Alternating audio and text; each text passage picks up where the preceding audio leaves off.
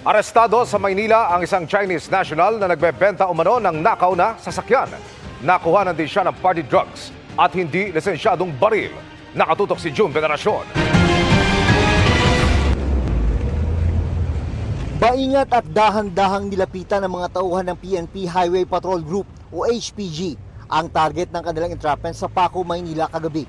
Maya-maya pa, Police, don't go.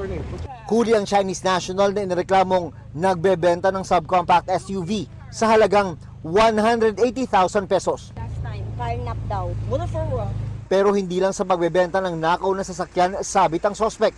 Dahil lang inspeksyonin ang gamit niyang luxury vehicle, nakita sa loob ang mga party drugs, cocaine, shabu at marijuana na may halagang halos 800,000 pesos. Based din sa impormasyon na kuha po natin ay ito pong nahuli po nating Chinese national ay isa sa mga supplier na dito po sa Kalakhang, Maynila. Isinasailalim na sa digital forensic investigation ang nakuhang cellphone mula sa suspect para malaman ang mga pinagkukunan niya ng droga at mga taong sinusuplayan niya. Kasi doon sa ebidensya na kuha po natin, no, maraming mga links, ang daming mga tao na pinagbibigyan itong tao na to, mga pinaglalagayan, even may mga parokyano tayo doon na Chinese din.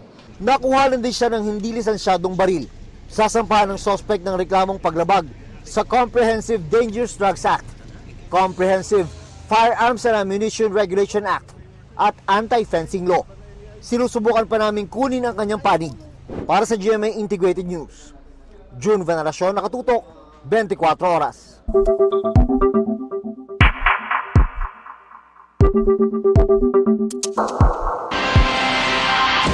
Inalmahan ng mga kongresista ang pahayag ni Senate President Chis Escudero na maaaring madismiss ang impeachment case ni Vice President Sara Duterte sa pamagitan ng isang mosyon na sasang-ayunan ng simple majority o 13 senador.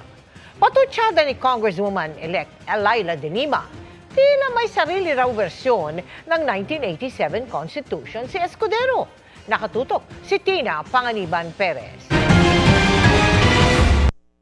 Nanindigan ng mga kongresista magsisilbing prosecutor sa impeachment trial na hindi maaaring ma-dismiss ang kaso laban kay Vice President Sara Duterte sa boto lamang ng simpleng mayorya o 13 boto gaya ng sinabi ni Senate President Chis Escudero. Hindi na natin naiintindihan, has been showing that a kind of posturing as if the 1987 Constitution is not there, as if the 1987 Constitution is not clear enough. Ang katwiran ni Escudero, kung may magmosyon na